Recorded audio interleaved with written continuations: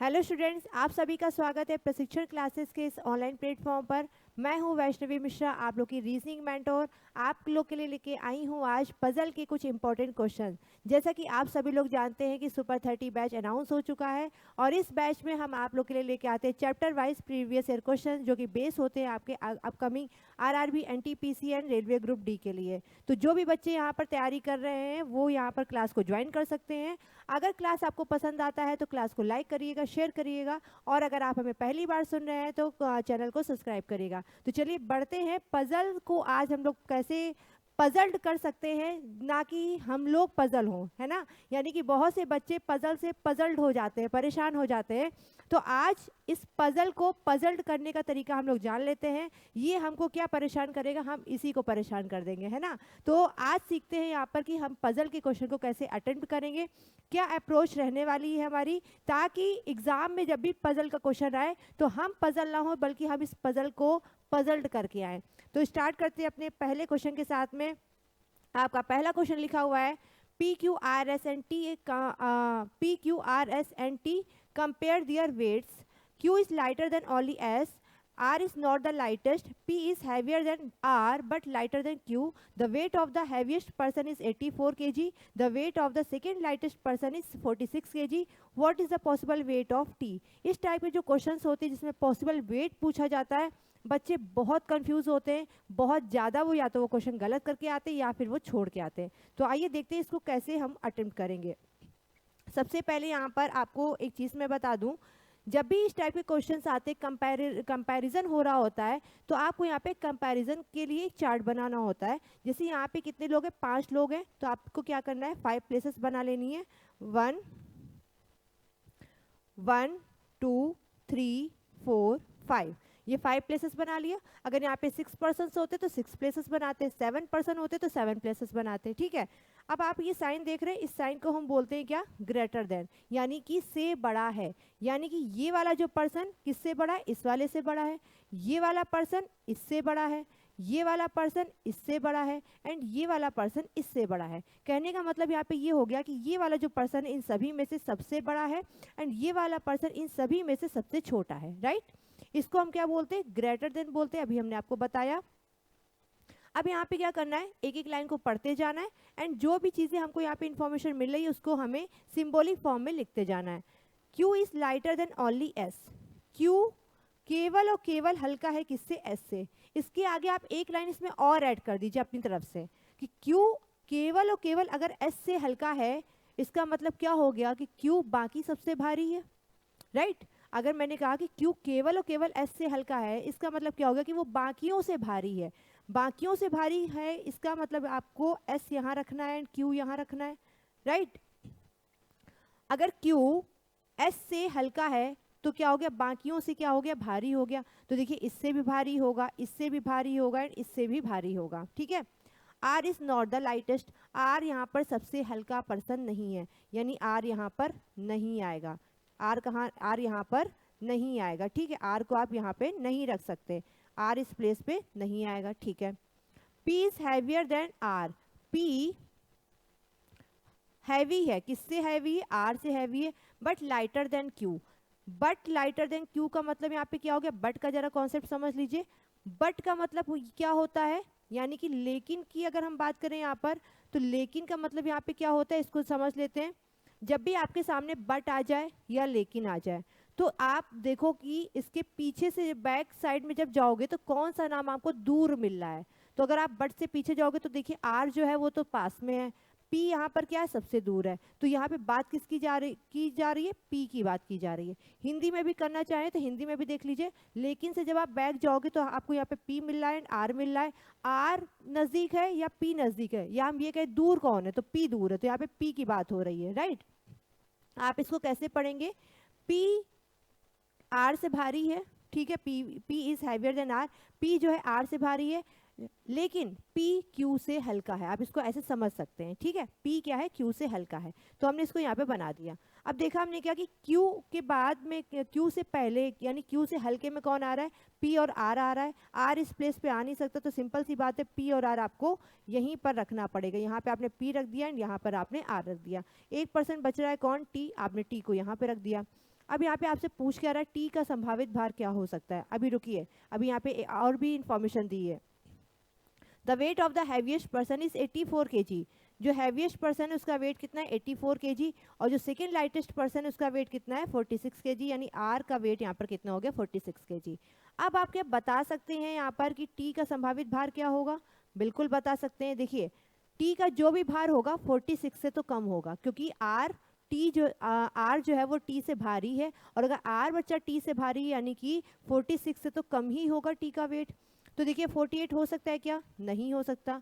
57 हो सकता है क्या, नहीं हो सकता। 82 हो सकता है क्या, नहीं हो सकता। तो करेक्ट आंसर यहाँ पे क्या हो जाएगा, 42 kg हो जाएगा। यानी टी का संभावित भार क्या हो सकता है, 42 kg। ये ऑप्शंस के ऊपर डिपेंड है कि यहाँ पे वो 42 दे रहा है वो भी सही होगा, 40 kg दे रहा है वो भी सही हो जाएगा, 30 kg देगा वो भी सही हो जाएगा। क्यों, क्योंकि हमको एग्जैक्ट वैल्यू नहीं पता है। 46 kg हमको पता है कि 46 से तो कम होना चाहिए। अब 46 से जो भी कम वैल्यू होगी वो आपका टी का भार कहलाएगी। ठीक है, नेक्स्ट क्वेश्चन पे इसी पजल का सेम सेकेंड क्वेश्चन है ये यहाँ पर। What can be the possible weight of P. P का पॉसिबल वेट क्या होगा। अब पी आ कहाँ पे रहा है, तो पी आ रहा है आपका यहाँ पर। पी का वेट किन दो पर्सन्स के बीच में, 84 एंड 46 के बीच में। इसका मतलब पी का जो भी वेट होगा वो 46 से तो ज़्यादा होगा लेकिन 84 से कम होगा। अब आप यहाँ पे वैल्यू देख लीजिए कौन सी ऐसी वैल्यू है जो 84 और 46 के बीच में आ रही है। क्या 52 हो सकता है, हो सकता है। 44 हो सकता है, नहीं हो सकता। 87 हो सकता है, नहीं हो सकता। 38 हो सकता है क्या, नहीं हो सकता। राइट, तो करेक्ट आंसर यहाँ पे क्या हो जाएगा, ऑप्शन नंबर ए 52 kg यहाँ पर आपका राइट आंसर हो जाएगा। क्यू का संभावित भार क्या हो सकता है। तो क्यू के लिए अगर आप यहाँ पे देखेंगे तो क्यू भी कहाँ पे आ रहा है, 46 एंड 84 के बीच में। तो क्यू का भी जो भी वेट होगा वो 46 से तो ज़्यादा होगा एंड 84 से कम होगा। अब कुछ बच्चों के दिमाग में क्या आएगा कि मैम हम पी का तो वेट निकाल चुके हैं ना 52 kg, तो हम क्यों ना इसकी कंपैरिजन हम 52 kg से करें।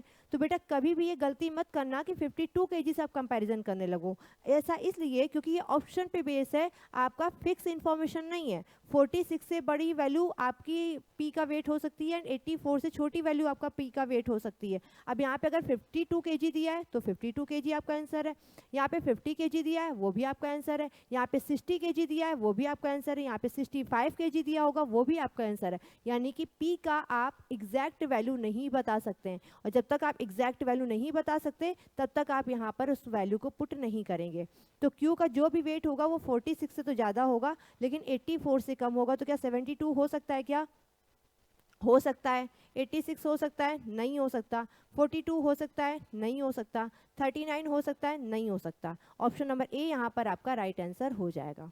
ठीक है, चलिए आगे बढ़ते हैं। अगले क्वेश्चन में यहाँ पर आपसे क्या कह रहा है, A B C D and E are living in a building of 5 floors number from 1 to 5 not necessarily in the same order. D lives immediately above E, C lives immediately below B, E and C live on even number floors, A doesn't live immediately below E. तो आपको बताना क्या है, who lives on the top floor। आपसे पूछा गया है कि टॉप फ्लोर पर कौन रहता है। देखिए आप कभी किसी मल्टी स्टोरी बिल्डिंग में गए होंगे तो क्या कहते हैं भाई, सबसे नीचे का फ्लोर क्या हो गया, ग्राउंड फ्लोर। उससे ऊपर का फर्स्ट फ्लोर, फिर उसके बाद सेकंड फ्लोर, फिर थर्ड फ्लोर, फिर फोर्थ फ्लोर, इस तरीके से आता है। लेकिन यहाँ पे चूंकि ग्राउंड फ्लोर कभी भी आपको यहाँ पे नहीं मिलेगा, ग्राउंड फ्लोर को लेके आप मत चलिए। आप सीधे यहाँ पे लेके किसको चल सकते हैं, 5 स्टोरी बिल्डिंग है तो 5 आप डिक्रीजिंग ऑर्डर में बनाइए इसको। जैसे कि 5th फ्लोर सबसे ऊपर, उसके बाद 4th फ्लोर, उसके बाद 3rd, उसके नीचे 2nd फ्लोर है, इसके नीचे 1st फ्लोर। तो ये आपका यहाँ पर चार्ट बनेगा। ठीक है, तो इस तरीके से आपने यहाँ पर आपने बना लेना है डायग्राम इसका। अब देखते हैं यहाँ पर क्या कह रहा है। डी लिव्स इमिडिएटली अबव ई। डी जो है, डी जो पर्सन है वो ई से तुरंत ऊपर रहता है। डी जो है वो ई से तुरंत ऊपर रहता है, ई के ठीक ऊपर डी रहता है। अब इस केस में ई और डी कहीं पे भी आ सकते हैं, तो अभी हम इसको यहाँ पे डायग्राम में नहीं रख रहे हैं, अब इसको हम सिर्फ अलग लिख रहे हैं सिंबॉलिक फॉर्म में। ठीक है, उसके बाद यहाँ पे एक हमारे पास इंफॉर्मेशन होगी, C lives immediately below B. क्या कह रहा है, सी जो है वो बी से ठीक नीचे रहता है। ठीक है, इमीडिएटली बिलो बी का मतलब हो गया इनके बीच में कोई तीसरा नहीं आएगा। E and C live on the even number floor. E और सी इवन नंबर फ्लोर पे रहते हैं, यानी कि या तो ये 2 पे रहेंगे या तो 4 पे रहेंगे। ठीक है, और तो कहीं रह नहीं सकते। ठीक है, ए डजंट लिव इमिडिएटली बिलो ई, क्या कह रहा है, ए जो है वो ई से तुरंत नीचे नहीं रहता है, ये तुरंत नीचे नहीं आएगा, ई के ठीक नीचे ए नहीं आएगा, ठीक है। अब देखिए यहाँ पर आप क्या कर सकते हैं, अगर ई सेकेंड फ्लोर पे है तो सी फोर्थ फ्लोर पे हो जाएगा, या फिर अगर ई फोर्थ फ्लोर पे है तो सी सेकेंड फ्लोर पे हो जाएगा। अब हम यहाँ पे ये नहीं पता है कि इनमें से कौन सेकेंड फ्लोर पे है कौन फोर्थ फ्लोर पे है, तो हम यहाँ पे क्या लेंगे, पॉसिबिलिटीज़। पॉसिबिलिटीज़ का मतलब हो गया एक बार हम ई को सेकेंड फ्लोर पे रखेंगे और एक बार हम ई को फोर्थ फ्लोर पे रखेंगे। तो एक बार हमने ई यहाँ पर सेकेंड फ्लोर पे रख दिया, अगर हमने ई यहाँ पे सेकेंड फ्लोर पे रख दिया तो हमें सी को फोर्थ फ्लोर पे रखना पड़ेगा। और एक हमने यहाँ पे दूसरी पॉसिबिलिटी क्या ले ली कि हमने सी को सेकेंड फ्लोर पे रख दिया और ई को हमने यहाँ पे फोर्थ फ्लोर पे रख दिया। ये आपकी पहली पॉसिबिलिटी है एंड ये आपकी सेकेंड पॉसिबिलिटी है, राइट। चलिए देखते हैं आगे। अब यहाँ पे क्या कह रहा है, ई के ठीक ऊपर डी रहता है, ई के ठीक ऊपर डी रहता है तो आपने यहाँ पे डी रख दिया एज, एंड इस केस में ई के ठीक ऊपर डी रहता है तो आपने डी यहाँ पे रख दिया, ठीक है। यहाँ तक क्लियर हो गया। अब उसके बाद क्या कह रहा है, बी के ठीक नीचे सी रहता है तो बी के ठीक नीचे सी आ गया एंड यहाँ पे भी बी के ठीक नीचे सी आ गया। आपकी ये भी इंफॉर्मेशन हो गई है, डी और ई की भी इंफॉर्मेशन हो गई है। अब यहाँ पे 1% बच रहा है, क्या बच रहा है, ए को रखना है तो आपने ए को यहाँ रख दिया, ए को यहाँ रख दिया। अब आपको यहाँ पे एक इंस्ट्रक्शन उसने बोला क्या था, ई के ठीक नीचे ए नहीं आएगा, लेकिन यहाँ पहले केस में देखिए ई के ठीक नीचे ए आ रहा है, यानी ये वाला जो आपका पॉसिबिलिटी बना है ये बिल्कुल गलत है। यहाँ पर ई के ठीक नीचे ए नहीं आ रहा है बल्कि ई और ए के बीच में कुछ व्यक्ति आ रहे हैं, यानी ये वाली आपकी पॉसिबिलिटी सही हो जाएगी। आपसे क्या कह रहा है, कौन सा पर्सन इसमें टॉप फ्लोर पे रहता है, तो टॉप फ्लोर पे यानी सबसे ऊपर वाले फ्लोर पे कौन सा पर्सन है, डी रहता है। ऑप्शन नंबर ए यहाँ पर आपका राइट आंसर हो जाएगा, ठीक है। उम्मीद करती हूँ आपको यहाँ तक समझ में आ गया होगा। इसी पजल पर बेस एक अगला क्वेश्चन है, यहाँ पे आपसे पूछ रहा है who lives on the third floor, third floor पे कौन रहता है, तो थर्ड फ्लोर पे बेटा कौन रहता है, बी रहता है। तो करेक्ट आंसर यहाँ पे हो जाएगा ऑप्शन नंबर सी, आपका बी आंसर यहाँ पर हो जाएगा। Who live on the first floor, तो फर्स्ट फ्लोर पे कौन रहता है, फर्स्ट फ्लोर पे यहाँ पे कौन रह रहा है बेटा, ए रह रहा है। तो करेक्ट आंसर यहाँ पर क्या हो जाएगा, ए, ऑप्शन नंबर सी यहाँ पर आपका राइट आंसर हो जाएगा। चलिए आगे बढ़ते हैं, अगला क्वेश्चन है यहाँ पे अगले क्वेश्चन में कह रहा है 5 friends A B C D and E are comparing their heights. अभी हमने जो ये पहला क्वेश्चन करा था उसमें वेट्स का कंपैरिजन हो रहा था, यहाँ पे अब हाइट्स का कंपैरिजन हो रहा है, प्रोसेस वही है। C is taller than only one person, E is neither the tallest nor the shortest. There are two persons who are taller than A, B is not the tallest. तो आपको बताना है who is the tallest person। चलिए इसको वैसे ही बनाएंगे जैसे अभी हमने वेट वाला बनाया था, ठीक है। कोई यहाँ पर देखिए कंपैरिजन हाइट का हो सकता है, वेट का हो सकता है, सैलरीज का हो सकता है, कोई या फिर बिल्डिंग्स का हो सकता है, या किसी भी टर्म्स में कंपैरिजन हो सकता है, प्रोसेस सेम रहेगा, ठीक है। 5 पर्सन है तो 5 प्लेसेस बना लिया, 3 4 5, ग्रेटर देन हमने यहाँ पे ले लिया, आप चाहें तो स्मॉलर देन ले सकते हैं, ठीक है, आप जैसे चाहें वैसे ले सकते हैं। यहाँ पे क्या कह रहा है, C is taller than only one person, C केवल और केवल एक व्यक्ति से लंबा है। इसका मतलब क्या होगा कि सी बाकी सबसे छोटा होगा, बाकियों से छोटा होगा, लेकिन केवल एक पर्सन ऐसा है जिससे सी लंबा है, यानी कि यहाँ पर वो पर्सन होगा तो यहाँ पे सी आ जाएगा। सी केवल एक व्यक्ति से तो लंबा है लेकिन देखिए बाकी सबसे छोटा है। इस लाइन में बच्चे बहुत सी गलती क्या करते थे कि सी को यहाँ रख देते कि सी जो है एक पर्सन से लंबा है, जबकि यहाँ पे क्या हो रहा है, सी एक पर्सन से छोटा हो रहा है ना। तो ये गलती आपको नहीं करनी है। E is neither the tallest nor the shortest, यानी ई ना तो सबसे छोटा है ना तो सबसे लंबा है, ठीक है। There are two persons who are taller than A, कि दो पर्सन यहाँ पर ऐसे हैं जो ए से लंबे हैं, दो पर्सन यहाँ पर ऐसे हैं, ये दो पर्सन ऐसे हैं जो लंबे हैं, किससे, ए से लंबे हैं, ठीक है। यानी ए को आप कहाँ बैठा लोगे, यहाँ बैठा लोगे। अब देखिए ये वाला पर्सन भी ए से लंबा है, ये वाला पर्सन भी ए से लंबा है। आपसे यहाँ पे क्या कह रहा है, B is not the tallest, B सबसे लंबा नहीं है, यानी कि बी यहाँ पर नहीं आएगा। तो बेटा अगर बी यहाँ पर नहीं आएगा तो अब बी को निकालने से पहले हम यहाँ पर ई को पहले निकाल लेते हैं। देखिए ई यहाँ नहीं आएगा एंड ई यहाँ नहीं आएगा, ई फिर आएगा कहाँ, तो ई आपने रख दिया यहाँ पे। बी इस प्लेस पे आ नहीं सकता तो बी कहाँ पे आएगा, बी यहाँ पे आएगा। बच कौन रहा है, ए आ चुका है, बी आ चुका है, सी आ चुका है, डी बच रहा है, तो आपने डी को यहाँ रख दिया, ठीक है। आपसे पूछ रहा है who is the tallest person, सबसे लंबा व्यक्ति कौन है, तो सबसे लंबा व्यक्ति यहाँ पर कौन हो जाएगा, डी, ऑप्शन नंबर डी यहाँ पर आपका राइट आंसर हो जाएगा, ठीक है। दूसरा सबसे लंबा व्यक्ति कौन है? तो डी तो सबसे पहला लंबा व्यक्ति हो गया, दूसरा सबसे लंबा व्यक्ति कौन हो जाएगा? ई हो जाएगा। तो करेक्ट आंसर हो जाएगा ऑप्शन नंबर बी, ई यहाँ पर दूसरा सबसे लंबा व्यक्ति हो जाएगा। सबसे छोटा व्यक्ति कौन है? तो सबसे छोटा व्यक्ति के लिए आप देख सकते हैं यहाँ पर बी, यहाँ पर सबसे छोटा व्यक्ति है। तो करेक्ट आंसर यहाँ पर कितना हो जाएगा?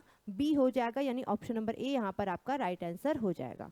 चलिए बढ़ते अगले क्वेश्चन पर। अगला क्वेश्चन यहाँ पर कह रहा है 5 friends A B C D and E are living in 5 different floors number 1 to 5, not necessarily in the same order. The number of person living above C is 2 less than the number of person living below C.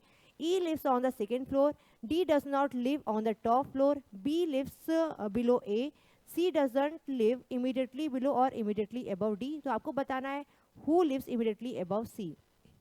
बहुत अच्छा question है, बहुत अच्छा question है। अच्छा, मैं इसको क्यों बोल रही हूँ? Because of this line I am telling you, the number of person living above C is 2 less than the number of person living below C. ये ऐसी लाइन है कि इसको पढ़ के बच्चा या तो गलत करता है या तो most of the cases question छोड़ देता है। ठीक है, इसको चलिए करते हैं। तो 5 लोग हैं तो बना लेते हैं 5 फ्लोर्स, 5 4 3 2 1, ये 5 फ्लोर्स हो गए। ठीक है, इन 5 फ्लोर्स पे 5 व्यक्ति रहते हैं। ठीक है, चलिए the number of persons living above C, इसको सबसे पहले हम मैथमेटिकल टर्म में लिखना सीखेंगे। क्या कह रहा है कि जो सी से जो व्यक्ति जितने ऊपर रहते हैं, यहाँ पे देखिए कैसे लिखेंगे, सी से जितने व्यक्ति ऊपर रहते हैं वो 2 कम है किससे? जितने सी से नीचे रहते हैं वो क्या है? 2 कम है। पहले तो 2 कम है, किससे कम है? सी से नीचे रहने वाले व्यक्तियों से कम है, सी से नीचे रहने वाले व्यक्तियों से कम है। दोबारा से देख लीजिए ये लाइन मैंने कैसे लिखी है। यहाँ पे क्या कह रहा है? The number of person living above C, यानी सी से ऊपर रहने वाले व्यक्तियों की संख्या। तो सी से ऊपर रहने वाले व्यक्तियों की संख्या ये क्या है? सी से नीचे रहने वाले व्यक्तियों की संख्या से 2 कम है। कितना कम है बेटा? 2 कम है। तो आपने 2 लिख दिया। किससे 2 कम है? सी से नीचे रहने वाले व्यक्तियों की संख्या से। तो हमने इसको इस तरीके से लिख के -2 कर दिया। ठीक है, आगे कह रहा है E lives on the second floor, E second floor पे रहता है। ठीक है, उसके बाद यहाँ पे क्या कह रहा है? D does not live on the top floor, D top floor पे नहीं रहता, तो हमने यहाँ पे डी को लिख के कट कर दिया। ठीक है, बी लिव्स बिलो ई, बिलो ए, बी जो है वो ए के नीचे रहता है। अब देखिए यहाँ पे उसने इमीडिएटली वर्ड नहीं लगाया कि बी लिव्स इमीडिएटली अबव ए, सॉरी इमीडिएटली बिलो ए, तो यहाँ पे नहीं लगाया, तो आप इसको नहीं इमीडिएटली कंसीडर नहीं करेंगे। जो बी है वो ए के नीचे रहता है, हो सकता है एकदम नीचे हो, तुरंत नीचे हो, या फिर ए और बी के बीच में कुछ पर्सन हो। C does not live immediately below और इमीडिएटली अबव डी, क्या कह रहा है? सी जो है वो डी से ना तो ऊपर ठीक ऊपर रहता है ना तो डी से ठीक नीचे रहता है। अब ये जो मैंने सिंबॉलिक फॉर्म में बनाया है ये आप अपने वर्ड्स में भी बना सकते हैं, ये मेरा अपना रिप्रेजेंटेशन है, आप किसी और तरीके से भी रिप्रेजेंट कर सकते हैं। ठीक है, अब देखिए आपको यहाँ पे जितनी भी इंफॉर्मेशन दी है, कोई भी ऐसी इंफॉर्मेशन यहाँ पर नहीं है कि जो आप इसको चार्ट में रख सको। ठीक है, अब बढ़ते इस वाले कंडीशन की तरफ। देखिए आप यहाँ पर इसको कैसे कैच करेंगे। देखिए यहाँ पे जो भी आपका नंबर होगा, जो भी नंबर होगा वो 2 माइनस होके आ जाएगा। ठीक है, मान लिया कि सी के नीचे एक व्यक्ति रहता है तो 1 -2 करेंगे तो माइनस में आ जाएगा, तो 1 तो हो नहीं सकता।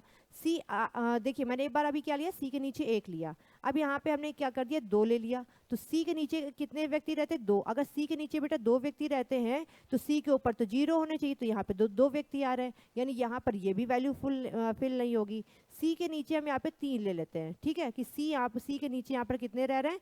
3 व्यक्ति रह रहे हैं, तो अगर आप सी के नीचे 3 लेते तो सी के नीचे 3 रह रहे हैं। अब 3 में से 2 गया तो कितना बचा? 1 बचा, यानी सी से ऊपर कितने व्यक्ति होंगे? 1 होंगे, तो सी से ऊपर देखिए 1 व्यक्ति आ रहा है, यानी कि आपका सी कहाँ पे आ जाएगा बेटा? यहीं पर आएगा।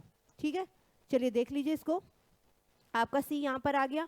सी के ठीक ऊपर या ठीक नीचे डी नहीं रहता, यानी यहाँ ना तो डी यहाँ आएगा और ना तो डी आपका यहाँ आएगा। ठीक है, ना तो डी ऊपर आएगा ना तो डी आपका नीचे आएगा, ठीक नीचे, तो डी फिर आएगा कहाँ? डी आएगा यहाँ। ठीक है, अब उसके बाद क्या कहा? ए के नीचे कहीं बी रहता है, तो ए के नीचे बी रहने का मतलब हो गया, देखिए इस तरीके से आ गया। उसने यहाँ पे क्या कहा था कि ए के नीचे कहीं पे बी रहता है, लेकिन इमीडिएटली बिलो है या कुछ गैप का बिलो है ये नहीं पता, तो यहाँ पे देखिए गैप है। ठीक है, आपसे पूछा क्या है?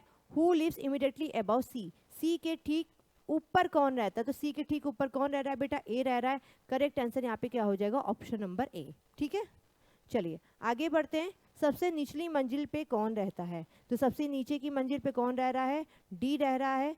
तो करेक्ट आंसर यहाँ पे हो जाएगा आपका डी, यानी कि ऑप्शन नंबर डी हो जाएगा। आगे बढ़ते हैं। तीसरी मंजिल पे कौन रहता है, तो तीसरी मंजिल पे यहाँ पे कौन रह रहा है, तो देखिए तीसरी मंजिल पे कौन रह रहा है, बी रह रहा है। तो करेक्ट आंसर यहाँ पर आपका हो जाएगा ऑप्शन नंबर सी, ये आपका यहाँ पर राइट आंसर बन जाएगा। चलिए, तो आज की क्लास में इतने ही क्वेश्चन से। उम्मीद करती हूँ आज आपको क्लास पसंद आई होगी। अगर क्लास बच्चों पसंद आई है तो इसको लाइक करिएगा, शेयर करिएगा। अगर आपने अभी तक चैनल को सब्सक्राइब नहीं किया है तो चैनल को सब्सक्राइब करिएगा। आज की जो क्लास हमने यहाँ पे पजल के कुछ क्वेश्चंस लिए थे, ये क्वेश्चंस आपके एग्जाम के पॉइंट ऑफ व्यू से काफ़ी इंपॉर्टेंट है। तो आज का आपका होमवर्क ये रहने वाला है कि पजल के क्वेश्चन आपके पास में जो भी मटेरियल हो आप उससे पजल के क्वेश्चंस बनाइए।